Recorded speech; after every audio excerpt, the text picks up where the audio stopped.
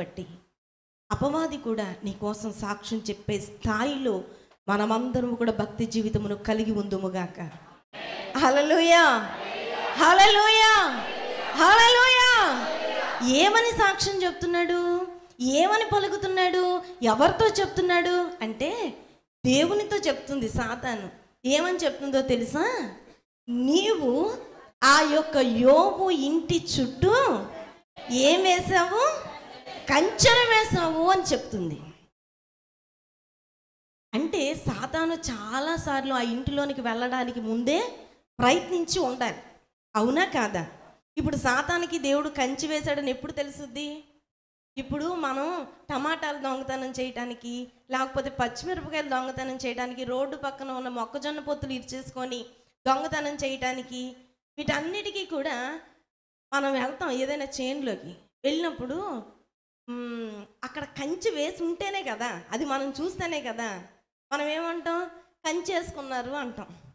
వెళ్ళడానికి వీల్లేదు, సందు లేకుండా ఏం చేసేసారు, కంచేసేసారు అంటాం. అంటే సాతానుడు యోబు యొక్క ఇంటిలోనికి ప్రవేశించడానికి ఎన్నో ప్రయత్నాలు చేసుంటాడు. కానీ దేవుని కంచె యోబు యొక్క కుటుంబాన్ని కాపాడుకుంటూ వచ్చింది. చప్పట్లు కొట్టి దేవుని మహిమపరచండి. నేనంటాను, ఎన్నోసార్లు అపవాది నీ ఇంటిలోనికి ప్రవేశించాలని, నీ ఒంటిలోనికి ప్రవేశించాలని, నీ బిడ్డలలోనికి ప్రవేశించాలని ఎన్నిసార్లు అది ప్రయత్నం చేస్తుంటుందో, కానీ ఆ ప్రయత్నాలన్నీ దేవుడు ఏం చేశాడు, నీకు నాకు తెలియకుండానే తుత్తు నీలుగా దేవుడు మార్చేశాడు. అవును, దేవుడు కాపాడబట్టే మనం ఈ స్థితిలో ఉన్నాం. దేవుడు కాపాడకపోతే మనం ఈ స్థితిలో ఉండేవారం కాదండి. దేవుడు మనకు తోడుగా ఉన్నాడు గనక మనం ఇంకా బ్రతికున్నాం. మన కుటుంబాలు బ్రతికున్నాయి, మన బిడ్డలు బ్రతికున్నారు. నా సహోదరులారా, యోబు యొక్క ఇంటి చుట్టూ కంచె ఉంది, మన ఇంటి చుట్టూ కూడా కంచె ఉంది. కంచె ఉంది కనుకనే మనం క్షేమంగా ఉన్నాం. అయితే ఒక మాట చెప్పనా, ఇంకా మీ జీవితాల్లో దేవుని కంచె లేనట్లుగా అనిపిస్తుందా? ఎన్నో శోధనల చేత మీరు బాధపడతా ఉన్నారా? ప్రతి ఆపదలో మీరు చిక్కుకుపోతున్నారా? ప్రతి మనుషుల చేతిలో మీరు బంధించబడుతున్నారా? మరి యోబు ఇంటికి ఎందుకు కంచె ఉంది, మన ఇంటికి ఎందుకు కంచె లేదు అని ఎప్పుడైనా ఆలోచించారా? ఈ రాత్రి పరిశుద్ధాత్మ దేవుడు ఏదో మనతో మాట్లాడాలనుకుంటున్నాడు. అందుకని దేవుడు మన మధ్యలోనికి ఎవరిని తీసుకుని వచ్చాడో తెలుసా? యోబును తీసుకొని వచ్చాడు. యోబును తీసుకొని వచ్చాడు. యోబు ద్వారా దేవుడు మనకేదో నేర్పించాలనుకుంటున్నాడు. యోబు యొక్క జీవితాన్ని చూపించి దేవుడు మనకేదో, ఏమండి, ప్రతి వారము కూడా మనము పడుకునేటప్పుడు ప్రార్థన చేస్తాం. ఎంత ప్రార్థన రాని వారైనప్పటికీ కూడా పడుకునేటప్పుడు మంచం మీద కూర్చొని, ప్రభువా నా చుట్టూ, నా ఇంటి చుట్టూ, నా పడక చుట్టూ నీ యొక్క కంచెను వెయ్యండి అంటాం. ఎందుకంటే కంచె తోడుగా ఉంటే ఏ దురాత్మ కూడా రాలేదు గనుక. ఆ కంచె నీ నా గృహాలకు తోడుగా ఉండాలి అంటే యోబు ఏదో చేశాడు, అది మనము కూడా చేయాలని ప్రభు చెప్తున్నాడు. ఏం చేసుంటాడు యోబు, ఏం చేసుంటాడు అని చూసినట్లయితే 1వ అధ్యాయము 5వ వచనాన్ని చదవండి.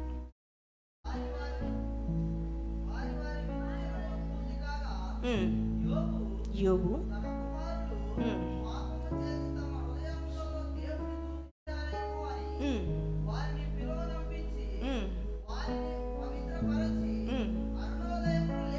చాలా మంది జాగ్రత్తగా ఆలకించండి. బైబిల్ చదవటం రాకపోయినా అది చదువుతున్నప్పుడు మీరు వింటే అర్థమైపోతుంది మాటలు. చదువు. అరుణోదయమున లేచి వారిలో ఒక్కొక్కని నిమిత్తమై దహన బలిని అర్పించుచూ వచ్చెను. యోబు నిత్యము అలాగా చేయుచూ ఉండెను. చాలు. ఇక్కడ యోబుకు ఎంతమంది పిల్లలు మీకు తెలుసా? ఎంతమంది పిల్లలు? మనకంటే 1 పిల్ల, 2 పిల్లలు, 3 పిల్లలు, ఇంకా 3కు మించి పిల్లలు లేవు మనకి. కానీ యోబుకి ఎంతమంది పిల్లలో తెలుసా? వీళ్ళు మరి విభజించి చెప్పేస్తున్నారు. మొత్తం కలిసి 10 మంది. 10 మంది పిల్లలంట. ఈ 10 మంది పిల్లలకి ఒకవేళ దేవుడు మనకి ఇచ్చి ఉంటే కనుక మన ఏడుపు ఎలా ఉంటుందంటే, ప్రభువా 10 మందిని ఇచ్చావు ప్రభువా, వీళ్ళకి బట్టలు ఎలాగా, వీళ్ళకి ఇది ఎలాగా, చదువులు ఎలాగా, ఏంటి అని ఎప్పుడు మనం దేవుని సన్నిధికి వస్తే ఏడుస్తూ ఉంటాం. ఒకవేళ 10 మంది పిల్లలు మనకుంటే. కానీ యోబు నిత్యము దేవుని సన్నిధికి ఎందుకు వెళ్ళేవాడో తెలుసా? ఏమని ప్రార్థన చేసేవాడో తెలుసా? దేవుడంట యోబుకు 10 మంది పిల్లల్ని ఇస్తే ఆ 10 మంది పిల్లల కొరకంట అరుణోదయమున వేకువ జామున లేచంట యోబంట అందరి కోసం దహన బలి కాదండి, వారిలో ఒక్కొక్కరి నిమిత్తమై దహన బలి అర్పించుచు వచ్చెను. యోబు నిత్యము అలాగున చేయుచుండెను. అంటే ప్రతిరోజు చేస్తున్నాడంట. నాకు తెలియదు కదా, మీరు చెప్పాలి ఇప్పుడు. దహన బలి అంటే ఒక గొర్రె పిల్లని తీసుకొని దాన్ని ఖండించి దాని తల, చేతులు, కాళ్ళు అన్ని వేరుపరిచేసి దాని చర్మం అంతా ఒలిచేసి దాన్ని ముక్కలు ముక్కలుగా చేసేసి బలిపీఠం మీద పెట్టేసి నిప్పంటించి దాన్ని దహనం చేసి దానిలోంచి వచ్చినటువంటి సువాసన దేవుడు ఆగ్రహించి వారి పాపములను క్షమిస్తాడని ఆనాడు వారి యొక్క నమ్మకం.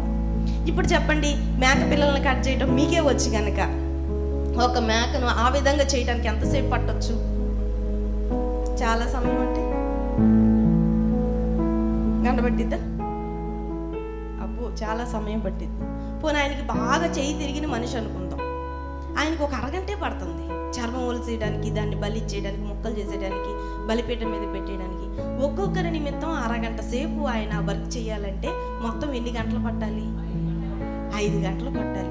ప్రతిరోజు ఉదయాన్నే లేచంట 5 గంటల సమయం దేవుని సన్నిధిలో గడిపేవాడంట. ఎవరి కోసమో తెలుసా? తన కుటుంబ సభ్యుల కోసం. ఏమంటే యోబు యొక్క బిడ్డలు ఏమైనా చెడిపోయారా? పాపంలో ఉన్నారా వాళ్ళు ఏమైనా ఏలీ కుమారులాగా పాపిస్తోళ్ళ, చెడ్డ పనులు చేసిన వాళ్ళ? చేసిన వారని బైబిల్ ఏమాత్రం కూడా. ఒకవేళ నా దృష్టిలో పడలేదేమో, దేవుని దృష్టికి ఎక్కడైనా వారు వ్యతిరేకంగా బ్రతికారేమో అనే అనుమానంతో దహన బలి అర్పించాడంటండి. మన పిల్లలు నిజంగా తప్పు చేసినా మనం ఏమంటాం? మా పిల్లలు తప్పు చేయలేదు అంటాం. అసలు ఒప్పుకుంటామా దేవుని సన్నిధిలో? మన పిల్లలు ఎంత వంకర త్రోవలు నడుస్తున్నప్పటికీ కూడా నేనే తప్పుగా మాట్లాడితే ఇంకా చాలా మంది చులకన చేసేస్తారేమో. నీ పిల్లల యొక్క తప్పును కూడా నువ్వేం చేస్తావు? ఒప్పుగా మార్చడానికి ఎన్నో ప్రయత్నాలు చేస్తావు.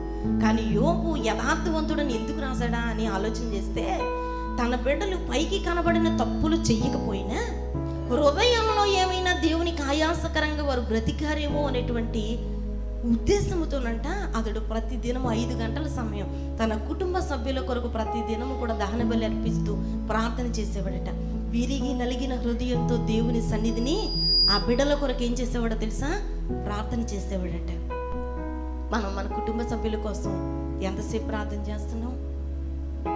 ఈ ప్రశ్న అడిగితే మనలో ఒక్కళ్ళం కూడా నేను చేస్తున్నానని చెప్పే ధైర్యం ఎవరికి కూడా మనం ఎప్పుడు చేస్తామంటే శనివారం లేకపోతే ఆదివారం, మహా అయితే కుటుంబ ప్రార్థనలో, అది కూడా ఒక 5-10 నిమిషాలు, అరగంట సమయం కూడా మనం గడపం. యోబు ఇంటికి అంత కంచె దేవుడు ఎందుకు వేస్తాడు?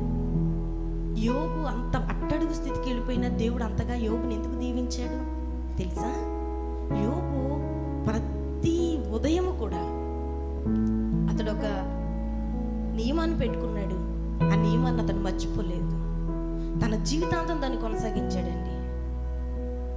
కొరింథీ పత్రికలో ఒక మాట ఉంటుంది, చదవండి. 2 కొరింథీ పత్రిక 10వ అధ్యాయము 11వ వచనం. మొదటి కొరింథీ చూడండి. మొదటి కొరింథీ పత్రిక 10వ అధ్యాయము 11వ వచనం.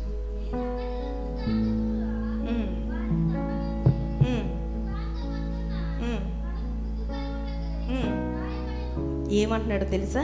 యుగాంతములో ఉన్నటువంటి మనకు బుద్ధి కలగ చేయడానికంట దేవుడంట అది ఒక దృష్ట్యాంతముగా రాయించి ఉంచాడంట.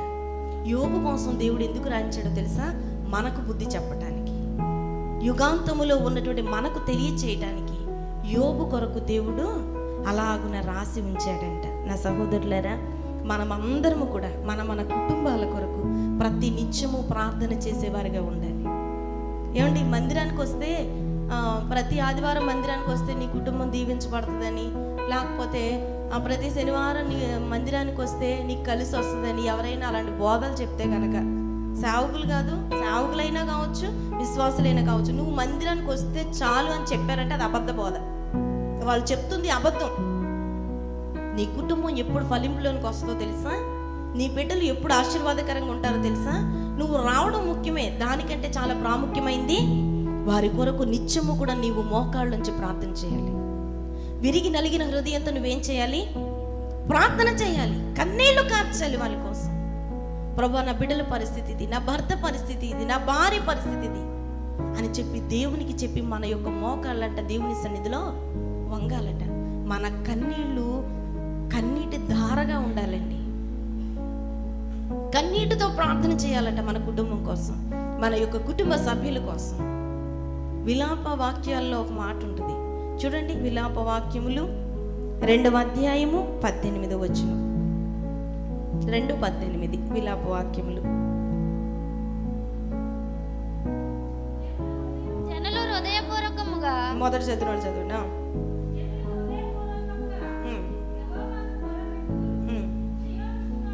సియోను కుమారి ప్రాకారమా,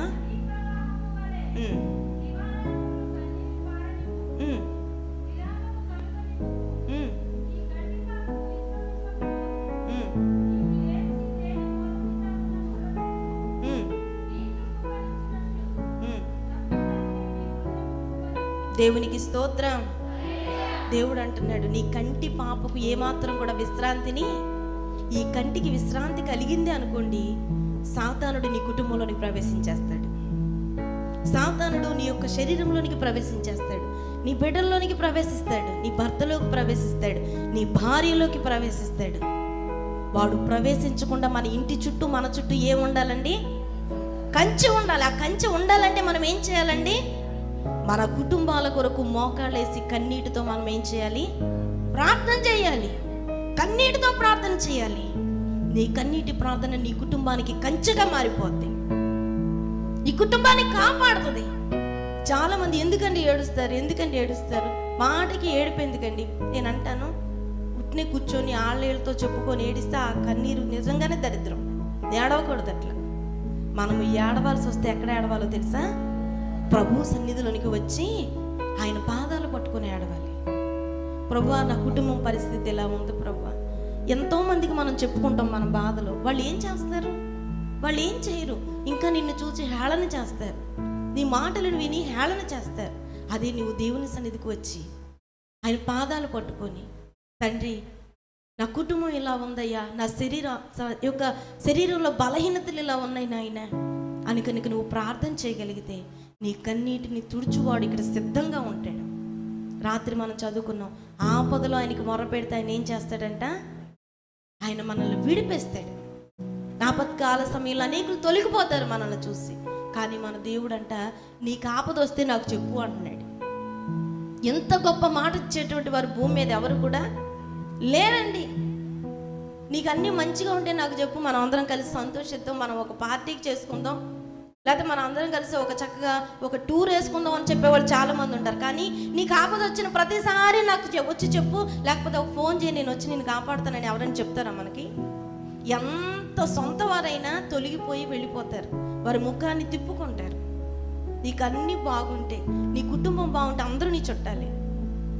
నీకు ఏ మాత్రం తేడా వచ్చిందంటే, నీకు ఏదైనా ధనం అవసరం ఉంది అని తెలిస్తే చాలిక వారు నీ ముఖాన్ని కూడా, నీ కోసం ఎవ్వరు కూడా సమస్యల్లో ఇరుక్కోవడానికి ప్రయత్నం చేయరు. కానీ దేవుడు అంటున్నాడు, నీకు ఆపత్కాలమున నీవు నన్ను గురించి మొరపెట్టుము, నేను నిన్ను విడిపించదును. దేవునికి స్తోత్రం. ఈ మాట ఎప్పుడు గుర్తుపెట్టుకోండి మీ జీవితంలో. మీకు ఎప్పుడు ఆపదొచ్చినా అన్ని తలుపులు మీ ముందు మూసేసుకున్నప్పటికీ కూడా నా కోసం ఒక తలుపు తెరిచే ఉంటుంది అనుకోండి. దేవుని యొక్క ఆలయం యొక్క తలుపు ఎప్పుడు తెరుచుకుని ఉంటుంది. పరలోకం యొక్క తలుపు ఎప్పుడు కూడా తెరుచుకుని ఉంటుంది. అది క్లోజ్ అనే మాట ఎప్పుడు మనకు కనబడదు. నీవు ఉదయాన్నే లేచి పిలిచిన, మధ్యాహ్నం సమయంలో పిలిచిన, సాయంకాల సమయంలో పిలిచిన, రాత్రికాల సమయంలో పిలిచిన ఆయన తండ్రి అని నీవు ఒక్క కేక వేస్తే చాలు, తనయుడా అని 2 చేతులను చాపుకొని ముందుకు వస్తాడట ఆయన. ఇంత గొప్ప ప్రేమ మరి మనకి ఎక్కడా కనబడదండి. అందుకనే నేను అంటాను, దేవుని సన్నిధిలో ప్రార్థన చేయండి, మోకాళ్ళేసి కన్నీటితో మన కుటుంబాల కోసం మనం ప్రార్థన చేయాలి. యేసు ప్రభు చనిపోయినప్పుడు స్త్రీలందరూ ఏడ్చారు యేసయ్యని చూసి. మనం కూడా మనకు ప్రాజెక్ట్ వస్తుంది రేపు. దేవునికి స్తోత్రం. దేవుడు సొంతంగా మన పరిచయను ప్రేమించి మనకు ప్రాజెక్ట్ ఇచ్చారు. ఎప్పుడు కూడా వాళ్ళను వీళ్ళను అట్లాగా అడిగి తెచ్చి మీకు ఒక ఏదైనా పిక్చర్ చూపించాలన్నా, ఏదన్నా ఒక మూవీ వేయాలన్నా అప్పుడు మనం తెచ్చేసుకునే వాళ్ళం కదా. కానీ దేవుడు ఏం చేశాడు తెలుసా? సొంతంగా మన పరిచర్యను ప్రేమించి మనకిచ్చారు దేవుడు. అది రేపు ప్రార్థన చేసి దాన్ని ఓపెన్ చేద్దాం. అయితే నా సహోదరులారా, దేవుని యొక్క సన్నిధానంలో మనమందరం కూడా ఆపద కలిగినప్పుడు ఆయన సన్నిధిలోనికి వచ్చి మనం మొర్ర పెట్టుకుంటే ఆయన మనల్ని విడిచిపెట్టే దేవుడు కాదు, మనకు మేలు చేసే దేవుడు ఆయన. యేసు ప్రభు చనిపోయినప్పుడు చాలాసార్లు మనం కూడా ప్రొజెక్టర్ మీద చూపించాం మీకు. యేసయ్య ఎలా దెబ్బలు తిన్నాడు, ఆయన ఎలా కొట్టారు అన్నీ చూపిస్తే అందరూ ఏడ్చారు కదా. కన్నీళ్ళు రాని వాళ్ళు ఎవరు ఉంటారు? అది సినిమా, అది ఒరిజినల్ కాదని తెలిసినప్పటికీ కూడా మనం ఏం చేస్తాం? ఏడుస్తాం. అప్పుడు యేసయ్యని అందరూ కొట్టి హింసిస్తున్నప్పుడు, సిలువ వేసినప్పుడు అందరూ ఏడుస్తుంటే ఆయనంట వాళ్ళ ముఖంలో ముఖం పెట్టి అన్నాడంట, అమ్మ నా కోసం ఏడవకండి, మీకోసం, మీ పిల్లల కోసం, మీ కుటుంబాల కోసం ఏడవండి, నేను వచ్చిందే చచ్చిపోవడానికి. చాలామంది యేసయ్యని తను ఎందుకు రక్షించుకోలేకపోయాడు? ఒక్కసారి ఆయన లేచి దేవదూతలకు ఆజ్ఞాపించి ఒక్క దూత వస్తేనే 180,000 మందిని వేసేసింది. ఆయన దూతలు దిగి వస్తే అక్కడ హింసిస్తున్న వాళ్ళందరిని చంపేయలేకపోయాడా యేసయ్య అంటారు. ఆయన వచ్చింది చనిపోవడానికి. ఇలాగ పాకలో పడుకొని పసిబిడ్డలా ఉండడానికి ఆయన రాలేదండి. లక్షలు పోసి క్రిస్మస్ చేయడానికి ఆయన రాలేదు. మన చేత పూజలు చేయించుకోవడానికి ఆయన రాలేదు. ఎందుకు వచ్చాడో తెలుసా? మానవాళి చేసిన పాపం, ఆదాము అవ్వ చేసిన పాపం ప్రతి మనుషులో కూడా వస్తూ ఉంది. దేవుడంట ఆ పాపాన్ని తన మీద వేసుకొని సిలువ మ్రాను ఎక్కి ఆఖరి రక్తపు బొట్టు వరకు చిందించి ఆయన మన పాపాన్ని పరిహరించాడండి. చచ్చిపోవడానికే వచ్చాడు ఆయన ఈ లోకానికి.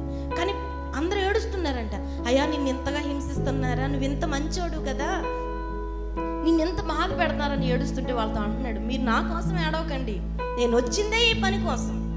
మీరు ఏడవలసిందల్లా ఏముందో తెలుసా?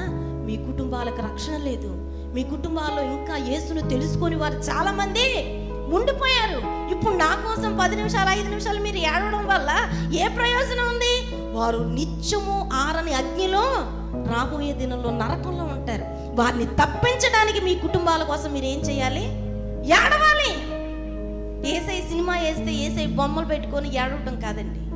మన కుటుంబాల్లో రక్షణ లేని వారి కోసం మనం ఏం చేయాలి? ఏడవాలి, కన్నీళ్లు కార్చాలి. మన కుటుంబ సభ్యులు ఎంతో మంది రక్షణ లేక నశించిపోతున్నారు. వాళ్ళు పాపంలో జీవిస్తున్నారు, కానీ లోకం చాలా బాగుంది అనుకుంటున్నారు. హాయిగా ఉంది, సుఖంగా ఉంది, సౌఖ్యంగా ఉంది, ధనం కొదువు లేదు, బంగారం కొదువు లేదు, పేరు ప్రఖ్యాతులకు కొదువు లేదు, ఏది దేవుడి దగ్గరికి వచ్చి అడుక్కునే అవసరం మాకు లేదు అనుకుంటున్నారు. కానీ మరణం తరువాత నరకం అనేది ఉంది. ఆ నరకంలో నిత్యము మనము కాలాల్సి ఉంటుంది అనే విషయం ప్రజలకు తెలియదు. వాళ్ళకి తెలియదు, నీకు తెలుసు. నువ్వేం చేయాలో తెలుసా?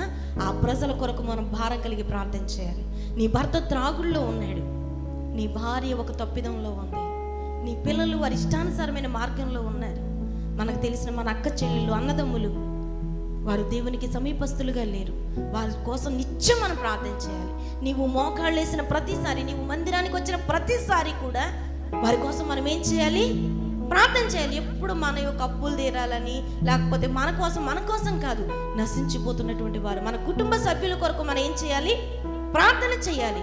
ఏమిటి దేవుడు ఒక్కసారి ఆలకించకపోయినా నీవు 360 చిల్లర దినాలు వస్తూనే ఉంటావు దేవుని మందిరానికి.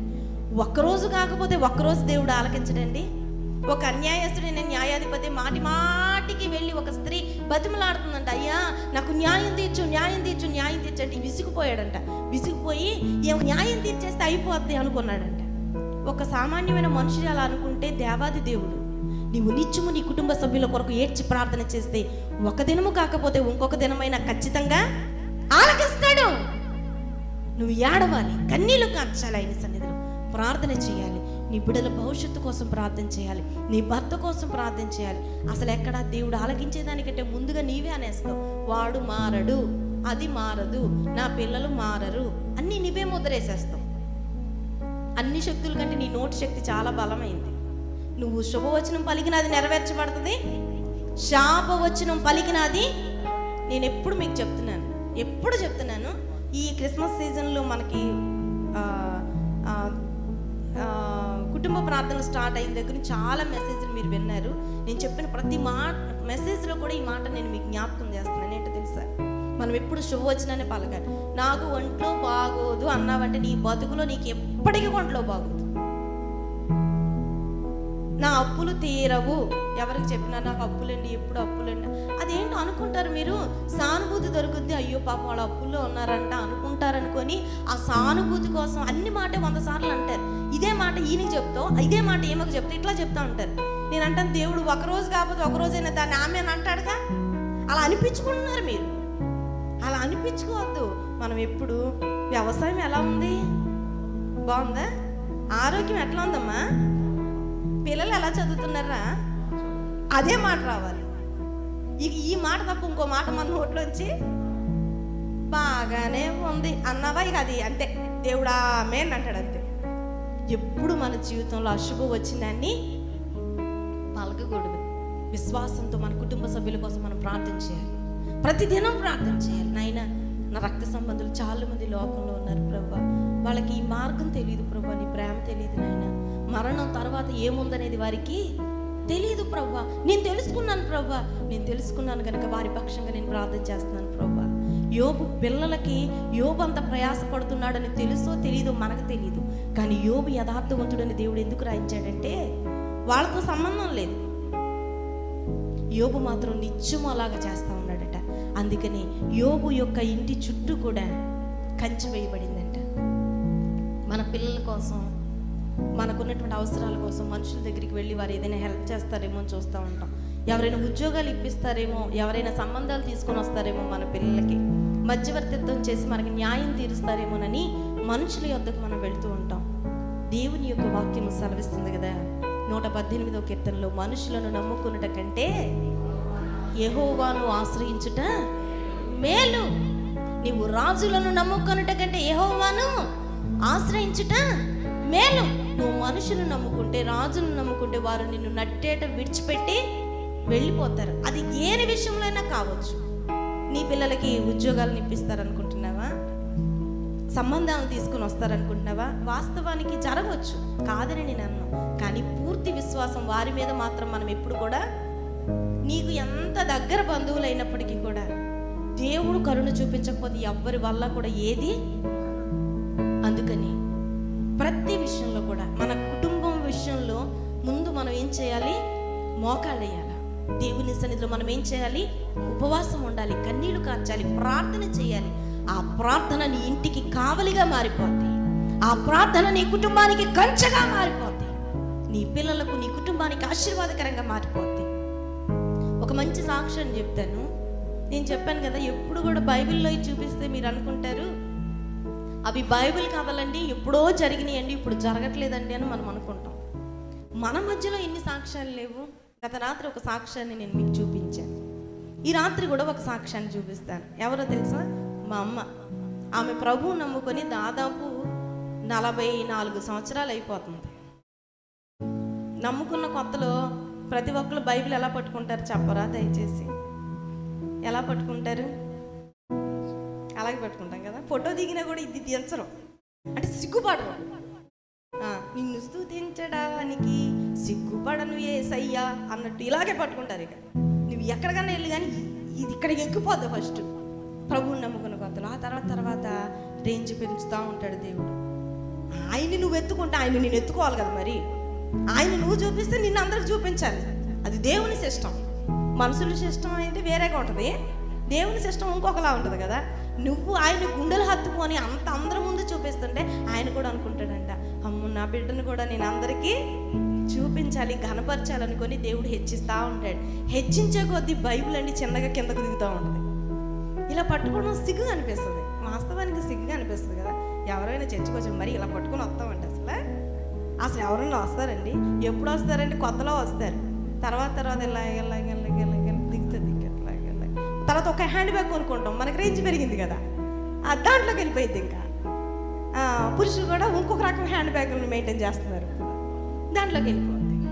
ఇంకా దీన్ని మరుగు చేసేస్తాం, పూర్తిగా ఇది మరుగైపోద్ది.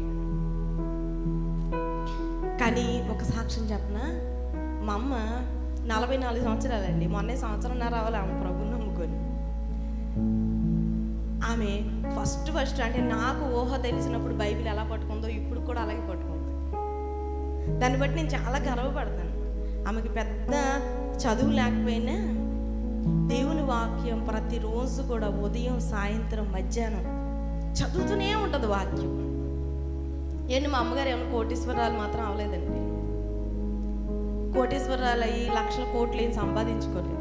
వాస్తవానికి ఆమె చేతిలో ఒక 2000 కూడా ఉండవు ఇప్పటికి కూడా.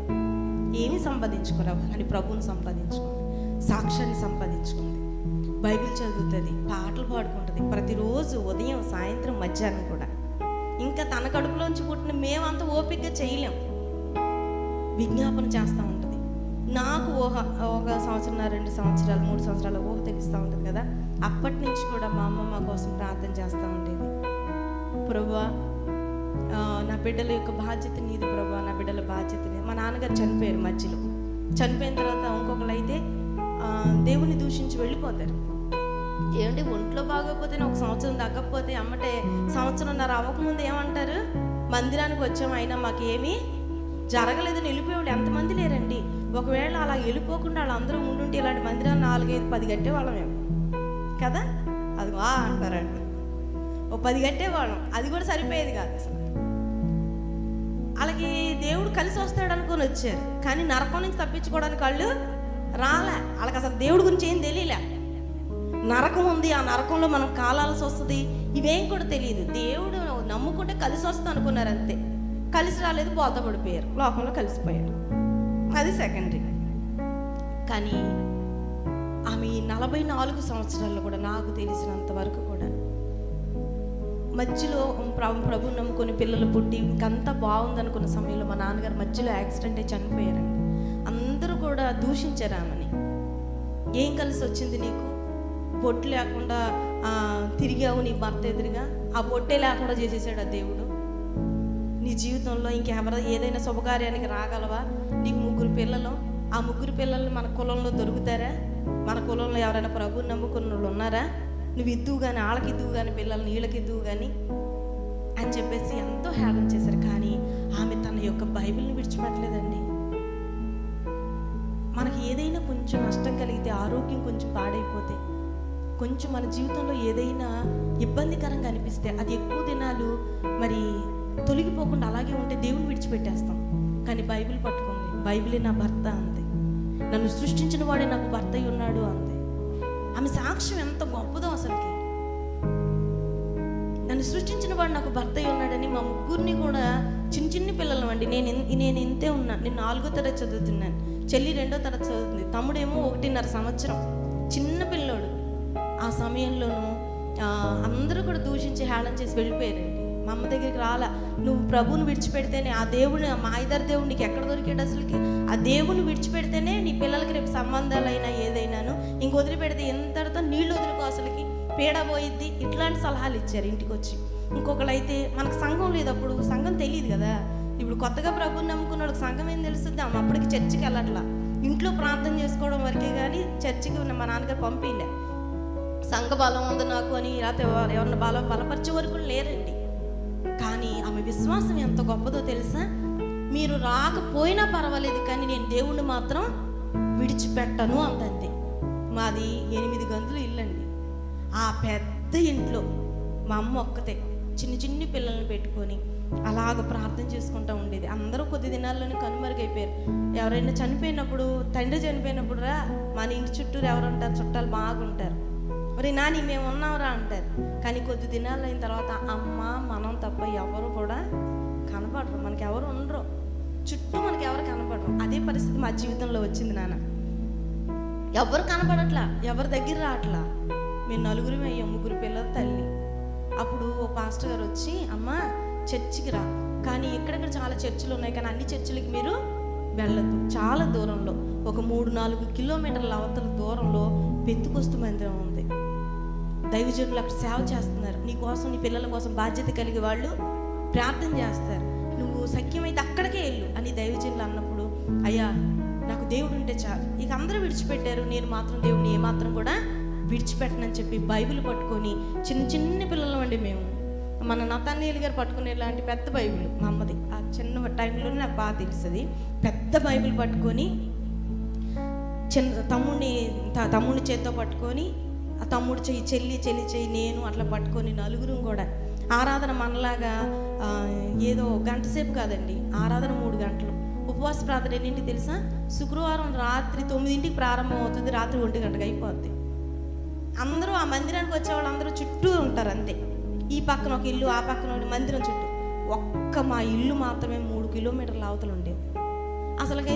అసలు మగవాళ్ళే రారండి, బళ్ళు ఉన్నవాళ్ళే రారు. ఏంటమ్మా అంటే ఆదివారం వస్తాంలే అమ్మగారు, శనివారం పొద్దుపోతుందమ్మా, చీకటిలో పిల్లలతో రావడం పోవడం అంటారు. కానీ ఒక మగవాళ్ళకు కూడా చేతకానంత భక్తి మా అమ్మ చేసింది. ఇది సజీవ సాక్ష్యం. అందుకే నేను మీకు చెప్తున్నాను ఈ మాట. చిన్న పిల్లల్ని తీసుకుని మాకు తెలిసినంత వరకు మా పెళ్ళిళ్ళు అయిపోయి మేము ఆ ఊరు విడిచిపెట్టి బయటకు వచ్చేంత వరకు కూడా ఒక్క శుక్రవారం ఉపవాస ప్రార్థన కూడా మా అమ్మ మర్చిపోలేదండి. బ్యాటరీ కూడా లేదు అప్పుడు, సెల్ లైట్లు కూడా లేవు మాకు. బైబిల్ ఒకటి, కుక్కలు ఎంటబడిపోయి పిచ్చోళ్ళు ఉండేవాళ్ళు దారిలోను. వెళ్ళేటప్పుడు కొంచెం మనుషులు అలజడి ఉండేది, ఎవరు ఏమనేది కాదు. కానీ వచ్చేటప్పుడు రాత్రి 1 గంటకు మాత్రం అయ్యగారు వాళ్ళు అనేవాళ్ళు మందిరంలో పడుకోండమ్మా అని చెప్పి. కానీ మా అమ్మ లేదయ్యా, నేను ఉదయాన్నే ఒక చిన్న కిరాణా కొట్టు పెట్టుకున్నాను, స్కూల్ ఎదురుగా పొద్దున్నే నేను షాప్ తీయాలి, బేరాలు ఉంటాయి, వెళ్ళిపోవాలని చెప్పానంటే అయ్యగారు వాళ్ళు పంపించేవాళ్ళు. నడుచుకుంటూ ఆ టైంలో ఏ ఆటోలు ఉండేవి కదా, చిన్ని పిల్లల్ని తీసుకొని కుక్కలు ఎంటబడిపోతే కుక్కలను కొట్టడానికి కర్ర ఎత్తుతారు ఎవరైనా. మా అమ్మ ఏమెత్తింది తెలుసా? బైబిల్ ఎత్తేసేది. ఏయ్ సైతానా పో అని. పిచ్చిది వచ్చిందనుకో, పిచ్చిదానికి కూడా బైబిల్ ఎలా చూపించేది. ఒకసారి కోతి ఎంటబడితే కోతికి కూడా బైబిల్ చూపిస్తుంది మా అమ్మ ఇట్లా, పో సైతానా అని. నేను నవ్వుకుంటాను ఇప్పుడు కూడా. కోతికేం తెలిసింది? తెలియదు కదా. కానీ దేవుడు ఆ పిచ్చి భక్తిలో కూడా కాపాడాడండి, లేకపోతే చీల్చి చెండాడేసాయి. ఆ క్రమంలో ఒకసారి మందిరానికి వెళ్ళి వస్తుంటే తమ్ముడు చిన్నోడు కిరణం 4-5 కుక్కలు వచ్చి వాడిని పట్టుకొని ఈడ్చుకొని వెళ్ళిపోయినాయి. అంత దూరం తన చేతుల్లో ఉన్న పిల్లోడిని ఈడ్చుకొని అంత దూరం తీసుకెళ్ళిపోతే ఈ చెవంతా రోడ్డుకేసి రాసిస్తే మొత్తం ఇదంతా బ్లడ్, ఈ షర్టు నిండా బ్లడ్. అసలు ఇంకొకరైతే ఇంకో ఆదివారం ఆ టైంలో బిడ్డను తీసుకొని వస్తారా, ఆ రక్తం కారుతున్నోడిని కూడా తీసుకొని వచ్చిందండి శుక్రవారం ఉపవాస ప్రార్థనలోకి. వాడిని అలాగే పట్టుకొని తీసుకొని వచ్చి కూర్చుంది. నేను అంటాను, 1000 కోట్లు లక్షలు మా అమ్మ సంపాదించలేదు, కానీ తన 3 బిడ్డలకి ఒక పురుషుడు ఇంటి యజమాని ఉంటే ఇచ్చే భవిష్యత్తు కంటే బలమైన భవిష్యత్తును దేవుడు తన 3 బిడ్డలకు కూడా అనుగ్రహించాడు. సేవ చేసే కృపను దేవుడు ఇచ్చాడు, ఉద్యోగాలను చేసే కృపను దేవుడు ఇచ్చాడు. నేను అంటాను, దేవుడు అన్యాయస్తుడా?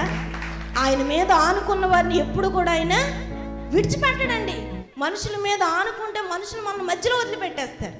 ఆయన మీద నువ్వు ఆనుకొని ప్రతి దినము కన్నీళ్లు కారిస్తే, యవ్వనకు చిన్నప్పటి నుంచి మా వివాహాలు అయ్యేంత వరకు కూడా మా 3 పెట్టుకొని మేము నిద్రపోయినా సరే బైబిల్ తెచ్చుకొని తాళ్ళ దగ్గర పెట్టుకొని, నాయన నా బిడ్డల భవిష్యత్తుని ఇస్తున్నాను ప్రభువా, నా బిడ్డలను కాపాడు నాయన, నా బిడ్డలకు నువ్వే తండ్రిగా నిలబడు ప్రభు అని ప్రార్థన చేసేది. అందుకే దేవుడు ఒక మంచి కుటుంబంలోకి వెళ్ళటానికి మా అమ్మ ఏ కట్నాలు ఇవ్వలేదండి. ఒకవేళ లోకంలో ఉంటే కట్నాలు అడిగేవాళ్ళు, మరి పీల్చుకు పిప్పు చేసేవాళ్ళు వచ్చేవాళ్ళేమో, కానీ దేవుని మీద పూర్తిగా ఆధారపడిపోయిందండి. నువ్వే నా ఇంటికి కంచెనైనా. తల్లిదండ్రులు ఉన్నవారు కూడా ఆడపిల్లలను కాపాడుకోలేకపోతున్నారు. ఇప్పుడు ఆడపిల్ల మన ఇంట్లో ఉంది అంటే ఒక అణుబాబు ఉన్నట్టే మన ఇంట్లో. ఆ తల్లి ఎప్పుడు వెళ్ళిపోద్దా అని చూస్తాం ప్రతి ఒక్కరు కూడా. ఆ తల్లి వెళ్ళిపోయేంత వరకు మనకి గుండెల మీద నిప్పులు కుంపటే. ఎందుకంటే ఏ క్షణం ఏది సంభవిస్తుందో ఎవరికి కూడా, ఎవరి చూపు ఎలా ఉంటుందో మనకి.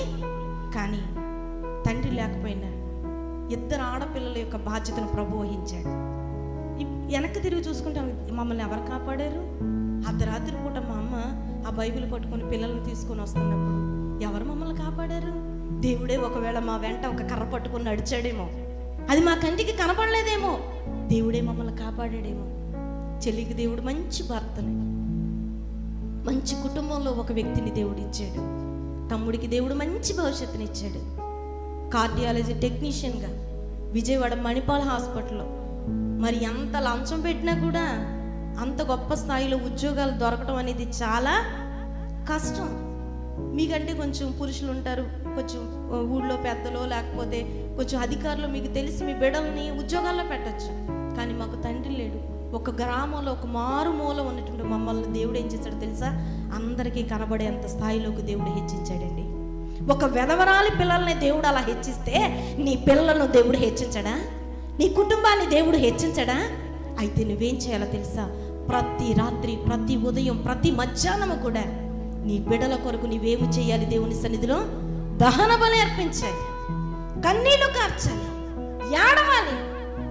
వీళ్ళు ఏడవలేక చాలా కుటుంబాలు, నా పిల్లల కోసం నేను ఏడవలేక మా ఫోనుల్లోనో లేకపోతే టీవీలోనో కింద స్క్రోలింగ్ పడతా ఉంటుంది. మీ పిల్లల కోసం మేము ప్రార్థన చేస్తాం, 10,000 స్పాన్సర్ చేయండి.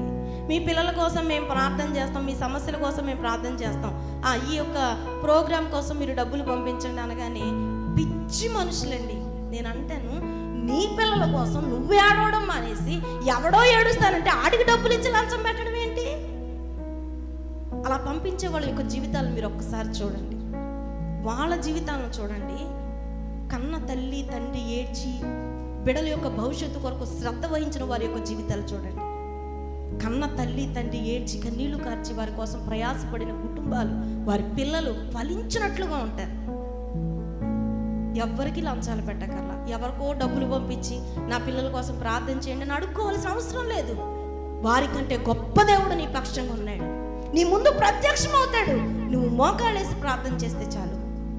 అటువంటి జ్ఞానాన్ని కలిగి దేవుని సన్నిధిలో మన పిల్లల కోసం మనం ఏం చేయాలి?